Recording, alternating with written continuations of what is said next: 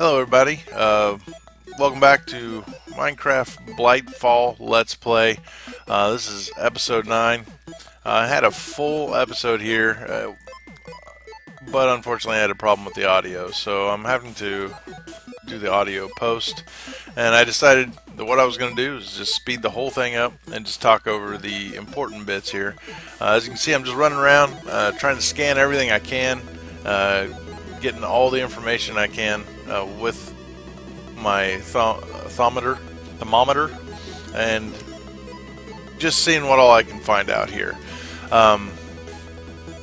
It did become apparent not long after doing all of this that, well, it just wasn't gonna, I wasn't gonna be able to find very much. I did make myself some iron armor, as you can see.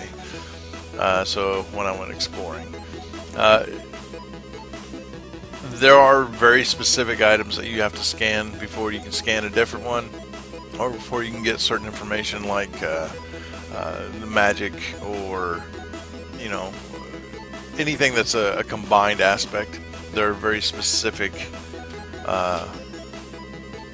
items that I think you have to figure out what to scan in order to get them that way.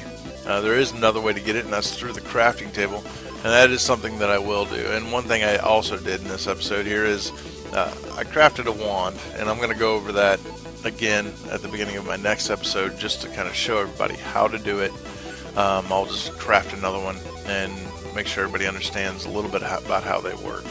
And as you can see, I'm trying to charge it. You just take once you have a wand, you just walk up to a node and you right click with your wand to suck it out. And as you can see, each one of these silverwood trees does have a node in the center, and you can see the nodes with your thermometer. As long as you don't break that block in the middle, that one there, it's got the little black Tetris piece on it, a little burn mark on it, your tree will still function as far as keeping the blight away. They are considered a pure node, and as such they're able to fight the blight off. That's their magical property.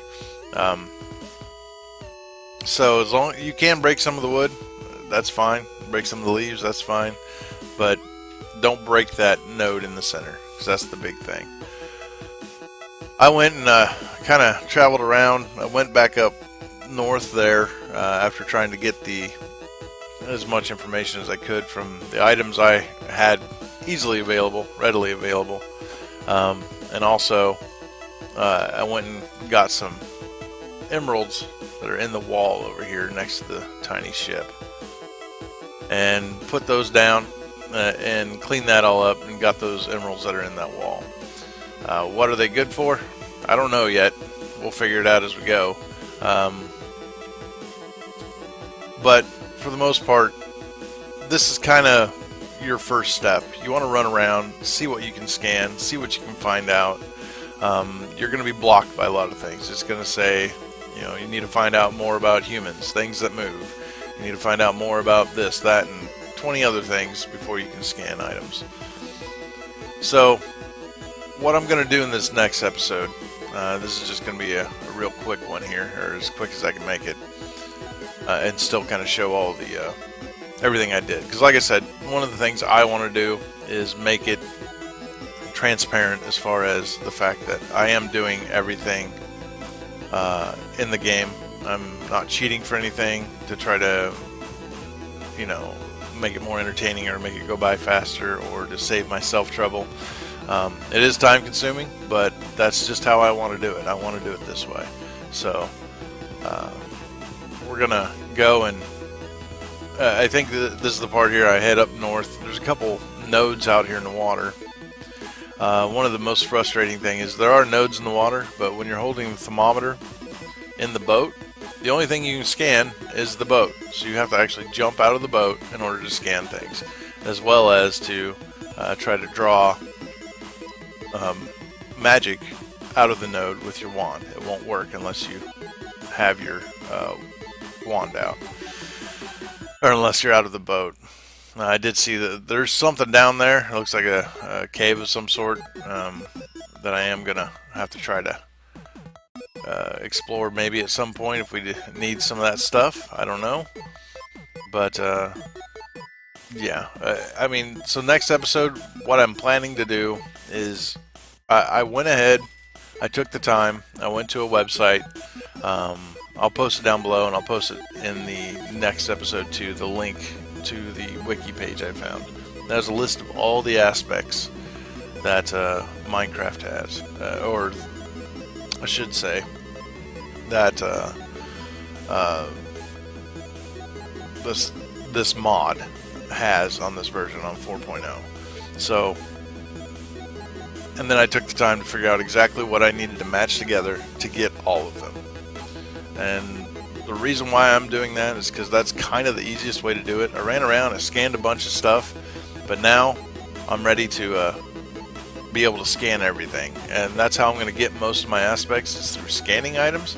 But right now I can't scan hardly anything because I don't have very many things unlocked yet. There were even some of those nodes. There was that one node that was just outside of the that great wood tree next to Omega, that first island that I kind of cleaned off. That had all those magic items in that tree house. There's a node there, and that one I couldn't even scan it. There was things I didn't know, and it wouldn't even let me scan the node. And I always kind of figured or thought that scanning a node would give me that information, but even if I didn't have it unlocked, but evidently not. You have to unlock that information before you can scan that node. It's a little frustrating, so I kind of decided, you know what, I'm going to come back here. I went and took that mixed crystal cluster that we found up in that treehouse. I put it on a table next to my research table. The reason being is that can have an enhanced effect on your research, and I'll explain that a little bit. Some of those aspects have a little twinkling light on them, and the idea behind that is if you run out of that aspect and you're completely out, it'll still have that twinkling light, and it'll have a 0, and it won't be grayed out yet, and you can still use it once. Okay, so you can still use that item, or use that to do some research, or combine it together to create another aspect, whatever it is, and then it'll recharge again, and you'll get it back.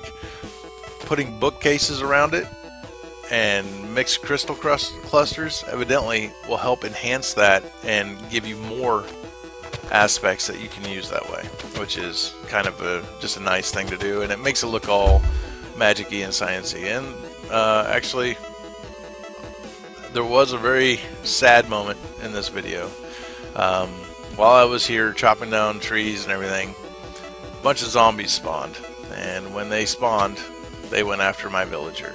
And even though he was behind a fence, somehow he decided to nose up next to him, and he got himself killed. So as you can see, those two right there killed my villager. Oh well, I guess we'll have to see if we can get more spawn eggs and get more villagers, but for now, that's what we got. I killed them. Monsters kept spawning here. See, I've got the brightness turned way up, so it's hard for me to tell if it's dark enough for a monster to spawn. Evidently it was, so I went around and I put a bunch of torches down just to kind of stop it, because unfortunately the way Minecraft works is it tries to spawn monsters, but if there isn't anywhere else to spawn them, it's going to spawn all of them in that one spot, and that's kind of what was happening. But I'm going to go ahead and bring this to a close. We're about done here. I went ahead and I was going to make me some bookcases, as you can see, and then I'm going to take those bookcases and I set them behind here, and that was about it. But next episode, we're going to go into the aspects. I'm going to match them all up at the research table, and that'll be that. So I'll see you later.